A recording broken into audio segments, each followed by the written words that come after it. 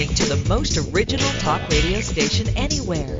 We are LA Talk Radio at latalkradio.com.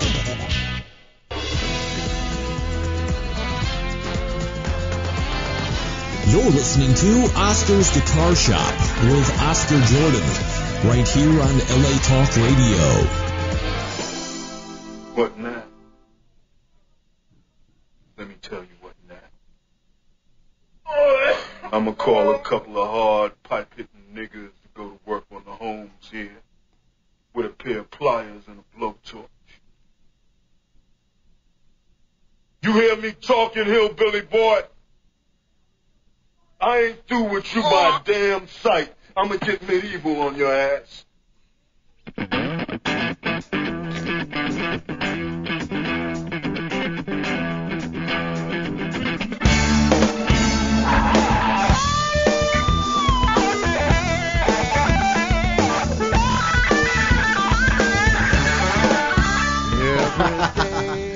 I love that damn movie. Sorry.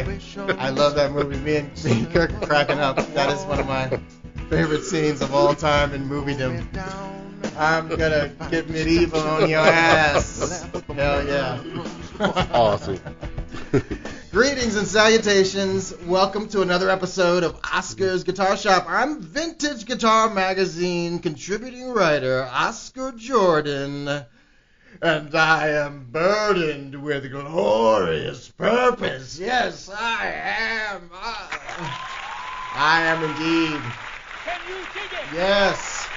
Can you dig it? Yes, I can dig it. Can you dig it? I can dig it. Hot damn, I'm so excited. Okay, sit the fuck down, people. All right. I know you're, please, I know you're excited. My nipples are hard, too. I get that. All right. First off, I would like to thank a couple of special entities, some life forces in the universe. I would like to thank, first of all, Evelyn Hayes. Hey, Evelyn, what's up? How you doing, Evelyn? Thank you. I'd also like to thank Mojave Amp Works. Thank you. You know why I'm thanking them? I'll tell you why I'm thanking them. Because they contributed money to Oscar's Guitar Shop. They are helpers. They are givers. They decided, hey, let's help the show that I like. I enjoy the show. I want to help out. I want to see the show continue. Let me help Oscar be Oscar. He can do that. So they gave money. They went to oscarsguitarshop.com. They said, oh, what's that? And they saw this little donation to the show button up in the upper right corner, and they said, hey, I'll click that. Let's see what happens. They clicked. They sent me cash, hard-earned cash, cold cash. You know what? You can be a helper, too. Yes, you can. You can help me, help you, help the universe, talk about the greatest guitar players who ever lived. Yes, you can. You can help me. So do that. Be a helper. I would really, really appreciate it. Honestly, it helps the show keep going, and I'm very grateful to all of you who've helped in the past. Once again, Evelyn Hayes and Mojave Amp Works. Evelyn Hayes, thank you. Mojave Amp Works. Mojave. I'm going over to Mojave Amp Works, actually. They're in Apple Valley. I'm going to go to their site, the site that George Lynch has walked his feet upon and tested their amps, and I am going to check out their stuff because I've heard wondrous things. I'm going to check it out. Oscar's Guitar Shop is powered by Brimstone Audio. Check out their amazing Crossover Distortion pedal. Hear it at brimstoneaudio.com. Also, True Tone Music. Visit them at truetonemusic.com, making your music come to life. You like True Tone, don't you? Yes, I was just there yesterday. Hell yeah, True Tone. But now, it's time.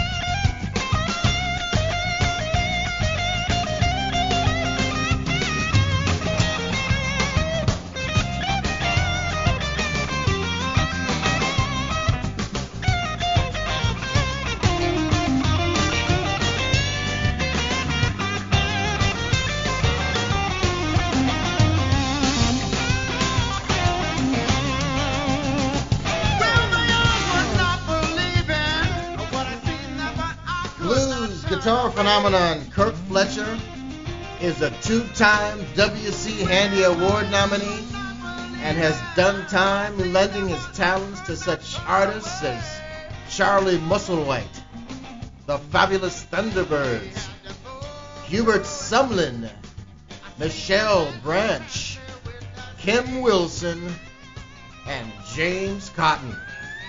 He plays with soul, fire, and a youthful authenticity rarely heard today in contemporary blues players, and does it with effortless intent. He's a first-call blues guitar slinger who cut his teeth studying the rich tradition of the great blues innovators, yet performs the music with his own distinct style and voice.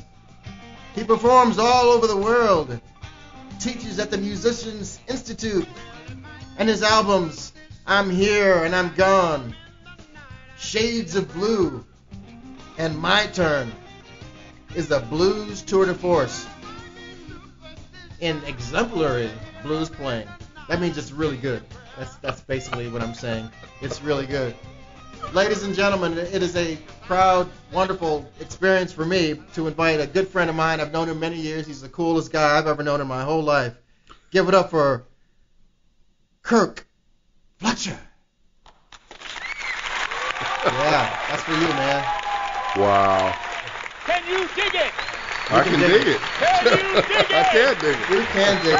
Can you dig it?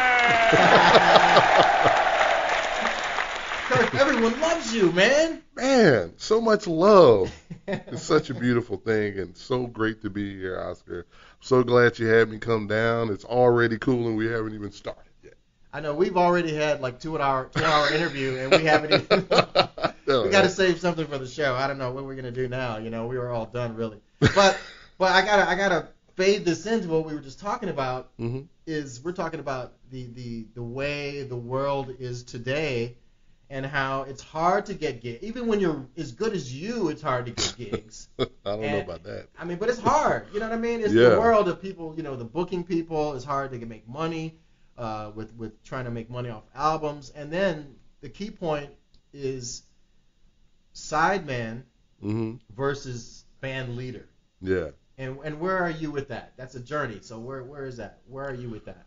Well, first and foremost, at this point, I just want to try and develop as a really good, solo artist. And I've, invested a lot of time into that in the last few years, and I've really tried to do that a lot. But I've always done side projects, and I really like playing with other people too. I mean, I must admit, I really do enjoy doing different things, I mean, there's the Manish Boys, there's just a lot of different things. There's this guy, Clarence Bacaro, I played with a few years ago, and just, all different kinds of stuff. But if I had to really narrow it down to what Kirk really wants to do is, front my own band and just be out on the road playing with my friends, and having a good time.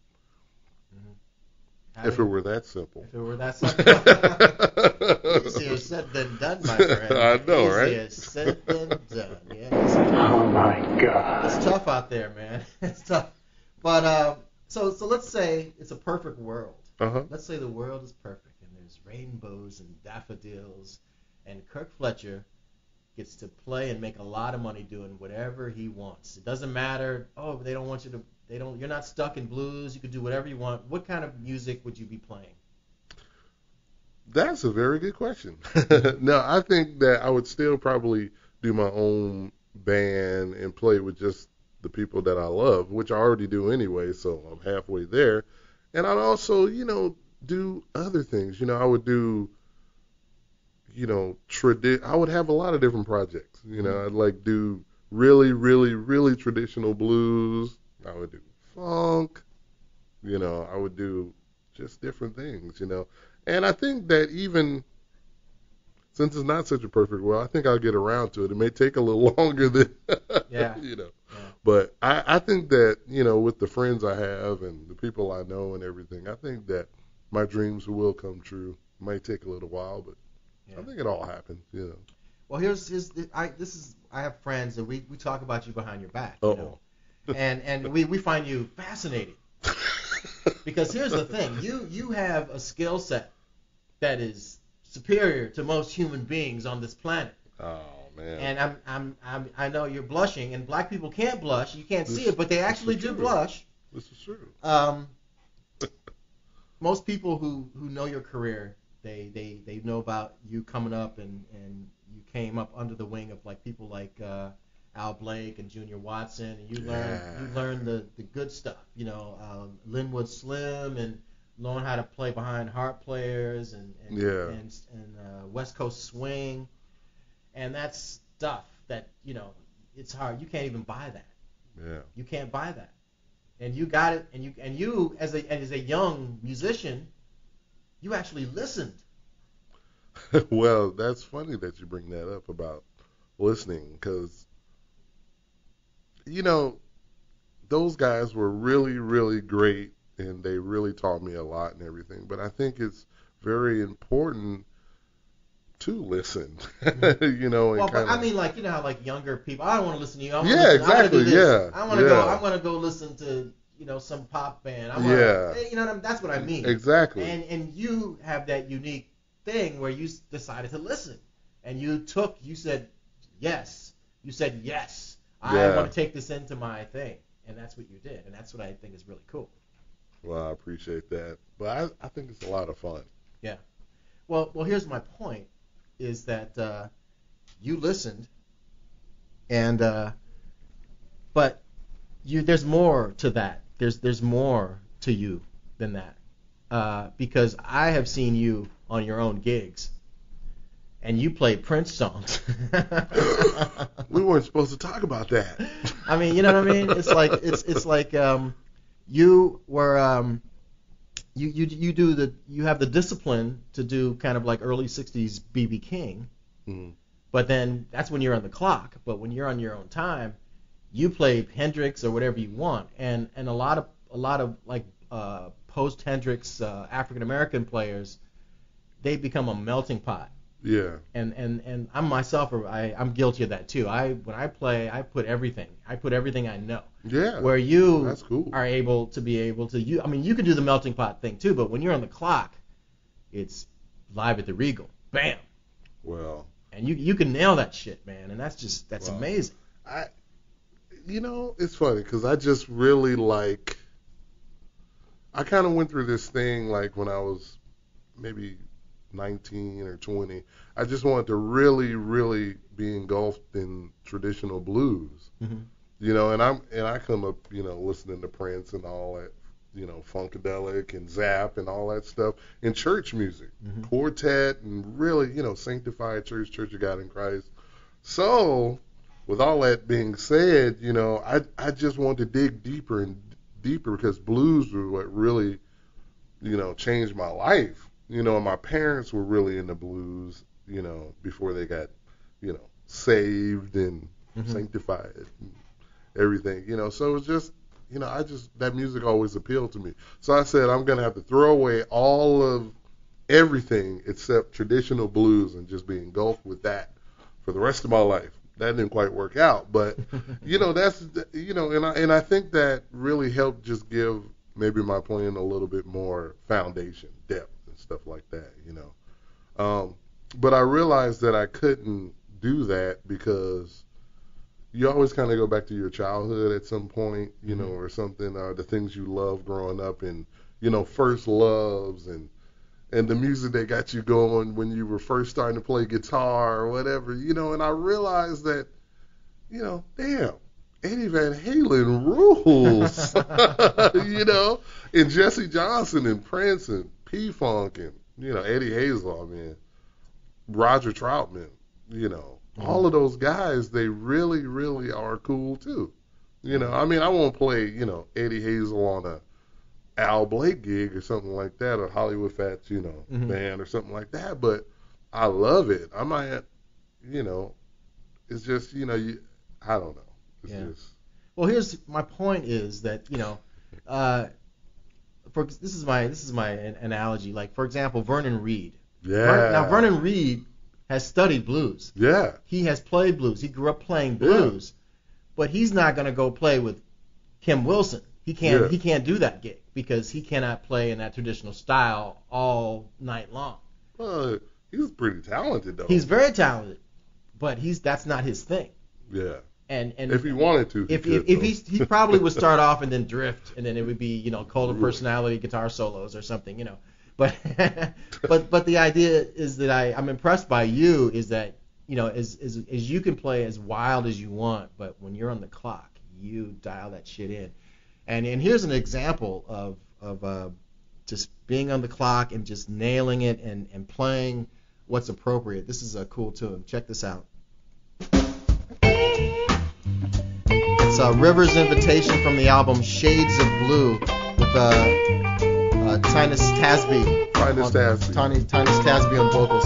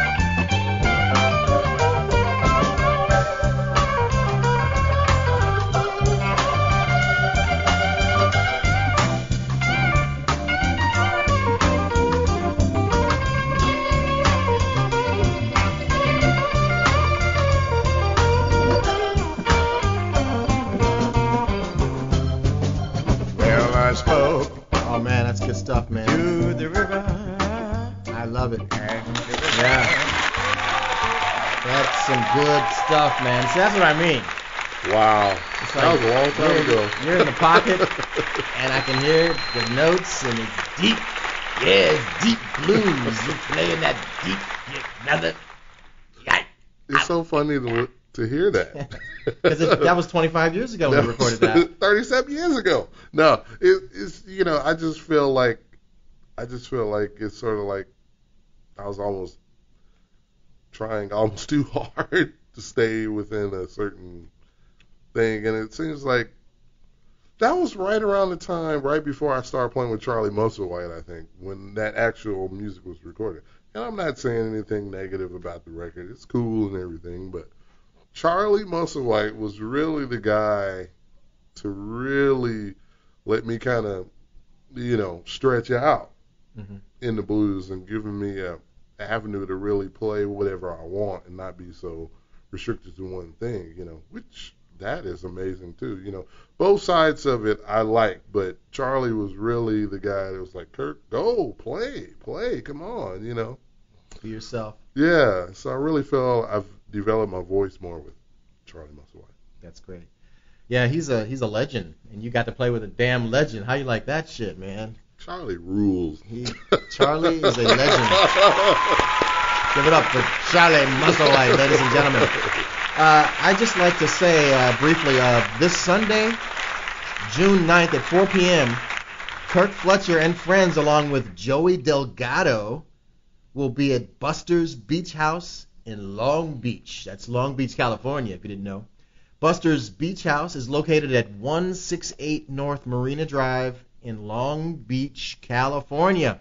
Also, Monday, June 10th at 8 p.m., he'll be at the Maui Sugar Mill Saloon located at 18389 Ventura Boulevard in Tarzana, California. Be there. Don't be late, because Kirk Fletcher will bring it. He will bring it.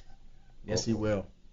That should be pretty cool, and we will be all there to cheer you on. He loves us, some Kirk Fletcher. So that must have been, how old were you when you started playing with Charlie Musselwhite? I think I was maybe about... All right, people, sit down. Would you please shut up? God damn, people. All right, Kirk. I think I was about maybe 23, 24, somewhere around there. Wow. Maybe 25. Mm-hmm. Yeah, that was... I mean, you know, I'm still living at home. Mm-hmm. You know, I'm playing with a, you know, legend. I mean, that was pretty amazing times, you know. Yeah. It's pretty cool. And you're on the road. You're on the road. Man. You know, it was cool. Charlie was really cool. And the band was great, too. I mean, we had June Core, Bob Welsh, and Randy Bermudez in the band. So those guys... You know, most of those guys come out of the Little Charlie and the Nightcats camp, and Bob West played with my buddy Rusty Zinn. Amazing musicians that can, you know, just play everything. I mean, June Core now still plays with Charlie. Randy Bermudez plays with the Fabulous Thunderbirds now, and Bob West plays with Elvin Bishop. So, wow, that's an impressive lineup, man. That's yeah, that was a lot of fun. Yeah. Where were you in your head? Were you like intimidated? Were you like, I can do this? Well, you know, it was just easy, and you know, Charlie just welcomed me in with open arms. Actually, Felton Cruz was the first bass player when I first joined the band, who played with Miles Davis, and you know, Chicago guy, played with a lot of different people from that camp. So it was cool too, because Charlie, you know, Robin Ford played with Charlie Musselwhite. Oh, so yeah. that was cool, you know, to kind of have that little thing too, you know. That was kind of overwhelming, because Robin Ford's one of my heroes. Oh, you're telling me he's the man. I am such a Robin Ford freak. Yeah. He's a religious figure in my book. Yeah. That's definitely. I interviewed him a couple of weeks ago, and I mentioned you. Yeah. And he goes, oh yeah, Kirk. Yeah, he's just, you know, because you guys are. And that's what's cool about when you get to play with high profile people like that, because you also played with the Fabulous Thunderbirds, and you get to like go rub elbows with people like Robin Ford and Mike Landau, Doyle Bramhall, people like that. And I don't mean just rub. You get to like play with them and interact musically. That's got to be a trip. What's that like? Well, I'm just like everybody else who has heroes and everything, and it's been an honor, it's been a blessing, it's been intimidating, it's been everything you can think of to get to play with any of my, you know, idols. Mm-hmm. And I've got to play with, you know, quite a few of them, and it's always humbling. And you're just like, I'm not worthy, you know. Totally. Well, damn it, you are worthy, man. I don't know, man. And this track I'm going to play right now proves that you're worthy. Check this out. That's Ain't No Way from the album My Turn, with Paulie Serra on vocals. Oh, yeah.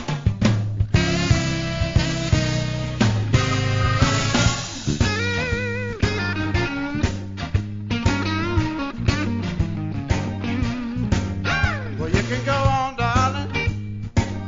Ain't gonna beg you to stay. Yeah, you can go on, darling. Ain't gonna beg you to stay. No, I sure love to keep you, but there just ain't no way. Well, there's a lot of fish in the ocean, a lot of fish in the sea. And I believe to my soul there's another fish for me.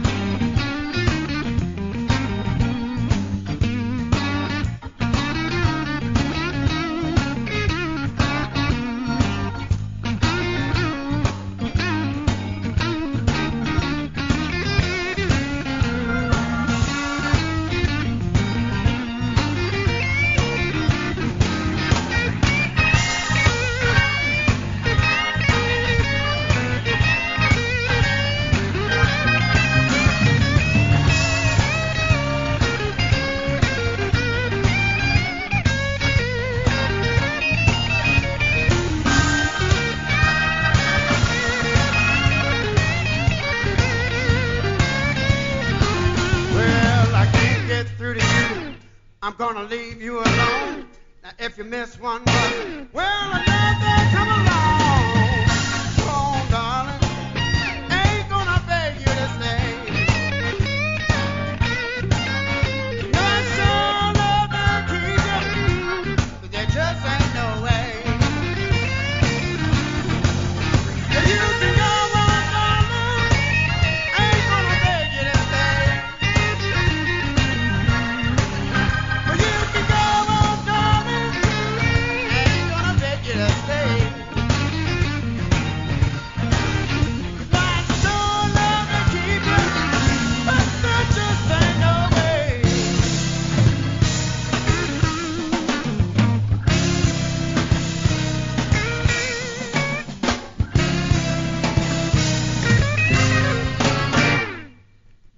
Can you dig it? Can you dig Yes, it? I can. Can you dig it? Funnily enough, I can dig it. I can dig it. Cool. True Tone Music is a virtual candy store for guitarists and bass players. I'd say. They're world famous for having the best selection of new and used vintage guitars in Los Angeles. Located at 714 Santa Monica Boulevard in the city of Santa Monica, True Tone Music offers the widest selection of exceptionally high-quality guitars and basses. They stock name brands like Fender, Gibson, Guild, Epiphone, Gretsch, and much, much more. It's where the top names in the music industry shop for guitars, basses, amps, boutique pedals, and accessories. Whether you want to buy, sell, trade, get guitar lessons or repairs, True Tone Music's super cool staff is there to make your music come to life. They'll also match any online price and back it up with top-notch customer support and service. Visit them online at TrueToneMusic.com or call 310-393-8232. That's 310-393-8232. Ask for Ken Daniels. Tell him Oscar sent you. And you know what? Kirk Fletcher is a shopper. Do you shop there? Oh, yeah. Just yesterday I bought a Phase 90 script logo with a LED light on it. Oh, man. That's cool. Hey, man. Got to have the phaser. Those are cool. I have one of those, too. But you prefer the script logo. Yeah. You know, got to get my Eric Gale on. Yes, you need that. You know, I do it to get my Ernie Isley on. Oh, there you go. Or Eddie Van Halen. Eddie Van Halen. Yes. Yeah. You exactly. That's what he used on those early records. Yeah. Very cool stuff. Yeah. Well, that's cool, man. All right. I wanted to ask you. You play in weird countries, strange places where women have massive underarm hair and have No deodorant. unshaven legs with nylons on top of it, and and they put like mayonnaise on French fries and all kinds of stuff. Strange places and strange. Is it weird for you when you're playing that there aren't more younger black people in the audience who are into blues? Strange? Yeah, I mean you're probably used to it, but this is my generic question. This is my intense question, but you know what I mean? It's like sometimes you wish that there were more black people who were into contemporary blues now. Well, for playing blues and guitar in front of people for more than 20 years, it's really not strange anymore. Right. But I really think it's cool, if there are more young black guys into it. There are some, and it's cool. I mean, for the fact of, it's just such a rich heritage, Mm-hmm. I mean, I like anybody playing blues, really, to be honest, at this point, because I figure we need all the help we can get. Yeah, I'm like happy anybody shows up. If the dogs show up, exactly. Hey, glad to have you. That's kind of where I'm at, I mean, really. But it's because this is such an African American art form. To if you go to the Long Beach Blues Fest, for example, and you look out into the sea of, Well, that was the first blues festival I ever went to, so. Yeah? Yeah, it was pretty amazing. That was mine, too. Who'd you see on the bill? Albert Collins, 1988. Whoa. Staple Singers. Who else was there? The Legends of the Chicago Blues was there, too, I think. Jimmy Rogers and all those guys too, Snooky Pryor. Woo! Yes, it was definitely happening. Yeah, that was. But you look at it. I mean, when it comes down to like record deals and like who is the target demographic for blues, it's not the guy with the pants down hanging down his butt. No. It's not him. He's not going to be listening to shuffles. And because time has marched on. When I was at the first time I went to the Long Beach Blues Festival, I saw Buddy Guy. Woo! Yeah. Now I'm from Chicago, so I grew up seeing Buddy Guy on the street. You know what I mean? But seeing him just kill, he was on. Yeah, see, that's the thing. It's one thing to see these people, but to see them on, like Albert was on. Mm-hmm. So yeah, it's like a whole different thing. When it's a festival like that, and it's that many people, you're just gonna be on. Yeah. You're gonna be on. It's just the way it is. It just makes you on because it's just way too many people for you not to be on. It was like the crowd was just, after he got off the stage, it was still like kind of like this roar. Like it was just like, wow, we just witnessed this. Davey Davis was playing guitar too. Wow. With him at that time. Too. Oh, that's right. Yeah. I remember that. Yeah, she was. I always tell her about that too every time I see her. Yeah, she's a great player. Sweetheart. Such a great player. So, when you're in the States, you get to choose what kind of gear that you're going to use as far as like amps. But when you go to Europe, you have to rent amps, obviously, right? Backline. Yes. And what kind of amp do you usually ask for when you're on the road? Well, with different bands, it was different things. With Charlie, I was a little bit more. I didn't know what to do with myself, so I would usually get a Super or a Red Knob Twin. Then the T-Birds was a little louder, so I would try and get. I think at one point I used the JCM 2000 Marshall half stack just because it was the only thing loud enough and clean enough, Mm-hmm. But now generally it's just a Hot Rod DeVille, 212s. Mm-hmm. I mean, and pretty much if they got that and it's functioning right, I can usually. Do you use the foot switch with it, or just open it up wide open? Just on the clean channel, open it up to about 4, 3.5, 4. And I usually always with that amp use outboard reverb pedal and also a Love pedal COT, an old one. Which leads into my next question, good sir. You love the Love pedal. That COT is pretty much me and Josh Smith's tone. If you can say tone in the box. I mean, now, don't get me wrong. I use a lot of different overdrive pedals, and I don't want to slight anybody in anything that I use. But you have a favorite. Well, yeah. I mean, it's sort of almost like with amps and, general, like if I'm not using my own amp, it's pretty much I have to have that pedal because nothing else really sounds like that. I mean, you can use other things, but for me, and the reverb with it, I can pretty much do it. Yeah. What I need to Especially if you're playing out a lot and you're playing through strange and foreign amps. You need a pedal that's gonna sound really good with mystery amps because some pedals don't sound good with anything you plug into. But sometimes you're just screwed. Yeah. And the thing of like terrible power or something like that, or a stage where it's a lot of weird power or the amp's just tired, somebody's been playing it all day, you're pretty much screwed because you can't put overdrive for my tone or what I like. You can't really put overdrive on top of something really ratty, and it's just going to make it be more ratty and not. You like a good clean sound to start with. Yeah, I mean if I had to, I could use a Roland Jazz Chorus. I'd rather have that than to have a crunch amp any day of the week. Because there's no dynamics to me for what I'm trying to do. When you have a amp that's too saturated, unless you're going for that. If you're going for a super saturation, but I'm not. But you're not going for that. You are not going for that sound. Maybe sometime though. Yeah.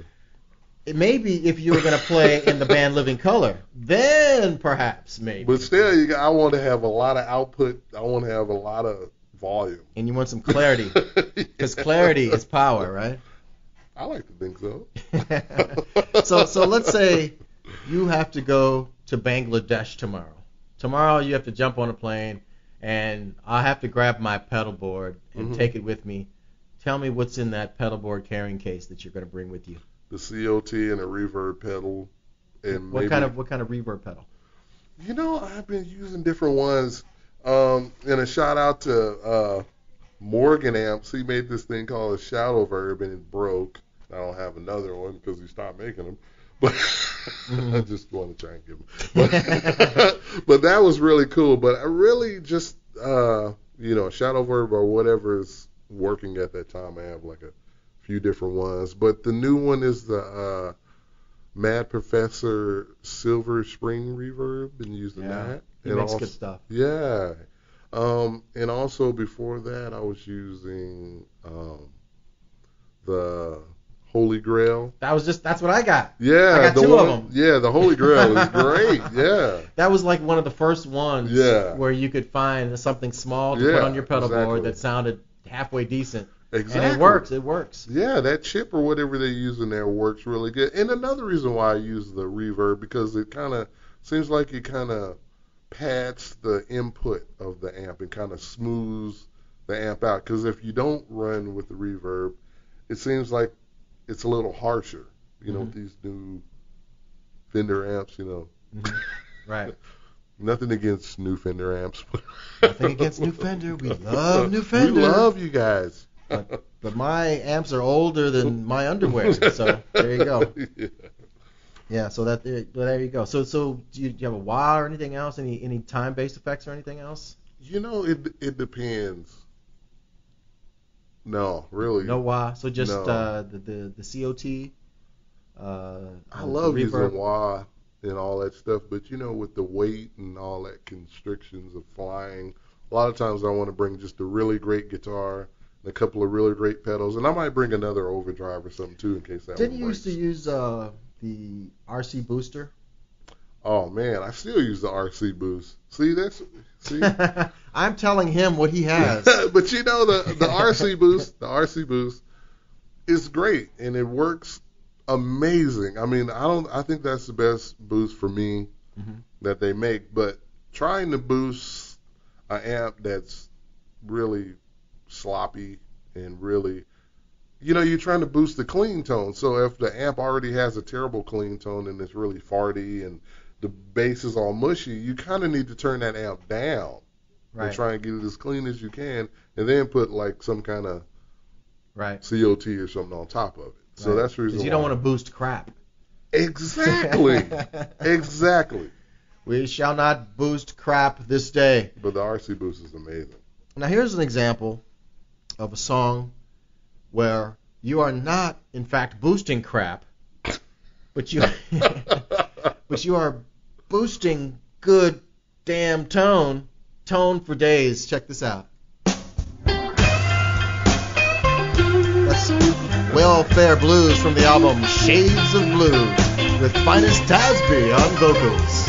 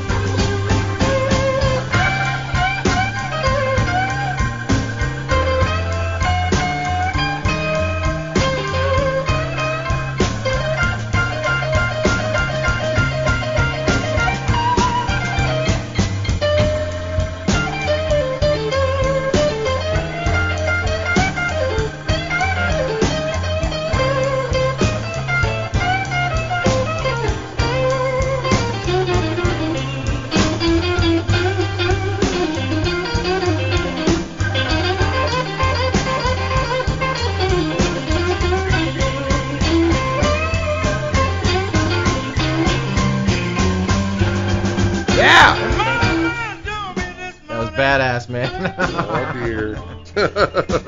Now, if you play guitar, then you know how hard it is to find a stomp box that offers just the right quality of dirt, tone, clarity, and sensitivity.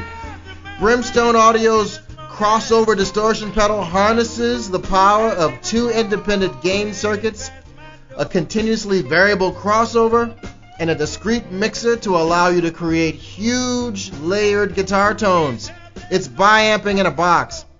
With multi-band distortion and the ability to control high and low frequencies, the Crossover Distortion pedal offers a wide range of control to build any sound you can imagine. It allows you to create a whole new world of sonic possibilities, regardless of the kind of music you play. From crispy funk lines to smoky overdrive, balls out rock to wicked distortion, the Crossover Distortion pedal delivers all kinds of tonal goodies.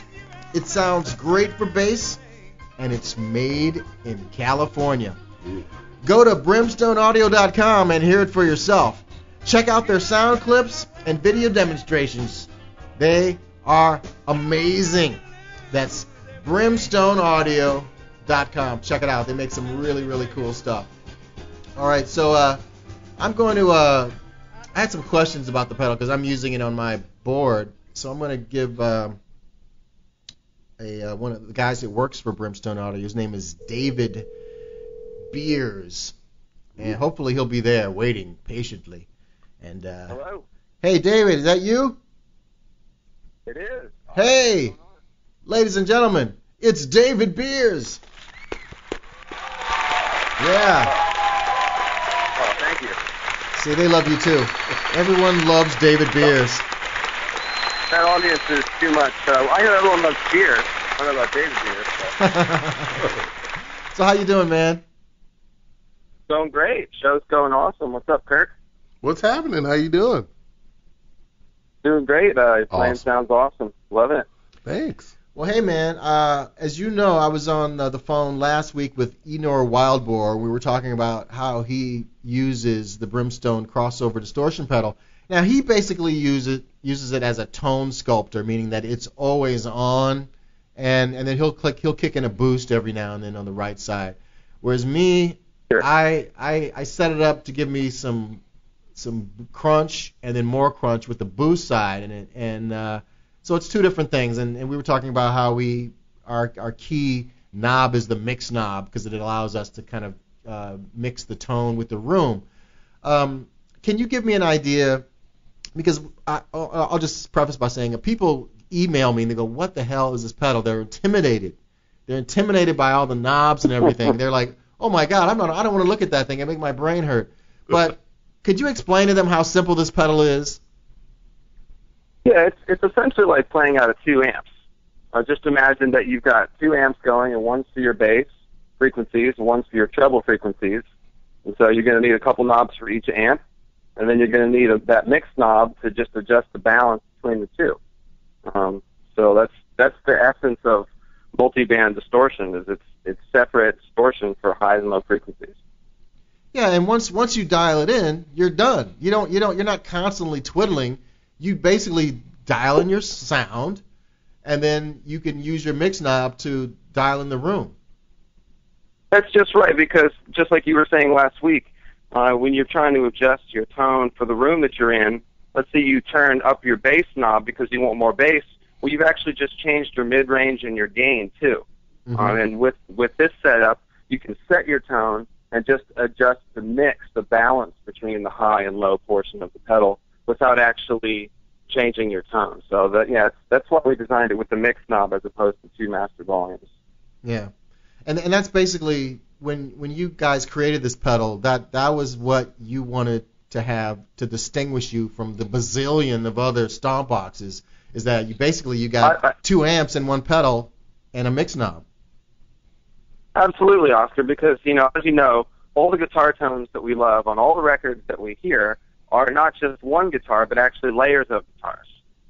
Dark to bright tones mixed together, clean and dirty tones, different amps, all mixed together to create a nice palette. And, of course, nobody wants to bring all that gear to a live show unless you're Stevie Ray Vaughan, who, of course, was famous for playing out of multiple amps live and in the studio. And so we just realized there wasn't a way to do that in an analog stock box. And it's just a great sound, that multi-band sound, layered sound.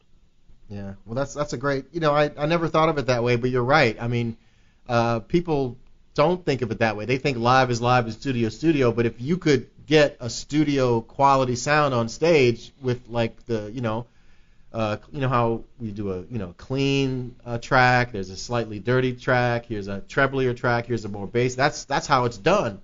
And when you hear it in the final mix, it's huge, and that's what you want, and this pedal seems to do it. Yeah, like Kirk was just talking about overdrive and still retaining your dynamics. Mm-hmm. And when you saturate, you compress your sound, you lose the dynamics. And while the saturation gives us lots of good color and sustain, when you're playing in the mix at a gig, you can't cut through. And so by having the multiband setup, by treating the high and low frequencies separately, you're getting increased clarity, and the high and low notes, basically, they don't fight each other. They don't squelch each other out. They ring out independently, and the result is that it's a lot more clear. We're actually getting rid of something called intermodulation distortion, which is basically the oscillation between two notes at non-harmonic intervals. If you play like a suspended chord with overdrive, what happens to it? It turns into mush, right? Right. So with processing, or not processing, but distorting your low and high notes independently, they don't modulate with each other.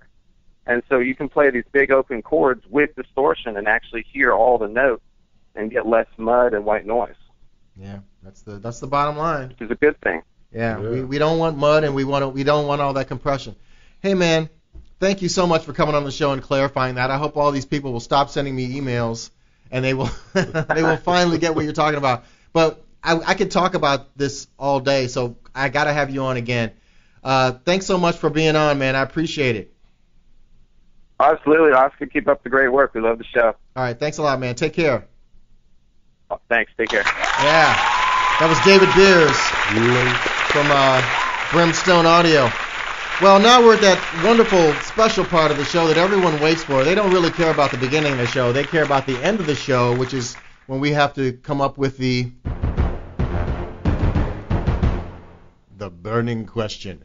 Kirk Fletcher, are you ready to answer the burning question? I think so. Kirk Fletcher, the burning question for today is: when non-blues players ask, who should I listen to play better blues, who do you point them to?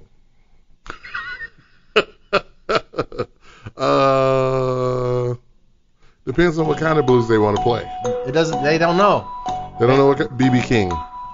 Ta-da! That's it. That's the correct answer. That's what I do. Thank you. I says, you want to get down and start. But you got to listen at all the different periods of B.B. King, though. You can't just buy, 1984. Yeah, because his stuff in the early 50s is totally different than what he did in 1964, and because you can hear that T-Bone thing coming in early on. And, yeah, he was great. Well, hey, man, this has been a hoot. I am so happy to have this opportunity to have you. That's our show. I'd like to thank our special guest, Kirk Fletcher.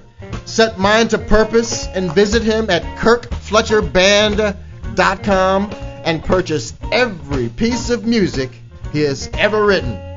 We'd also like to thank our sponsors, Brimstone Audio. Check out their amazing crossover distortion pedal at brimstoneaudio.com. Also, True Tone Music at truetonemusic.com. Making your music come to life. Go to oscarsguitarshop.com if you'd like to show your financial support to the show. That means give me money. Tune in next week when we invite rock guitar sensation Ethan Broche. Take care of yourselves. Be nice to each other. See you next week. Same bat time, same bat channel.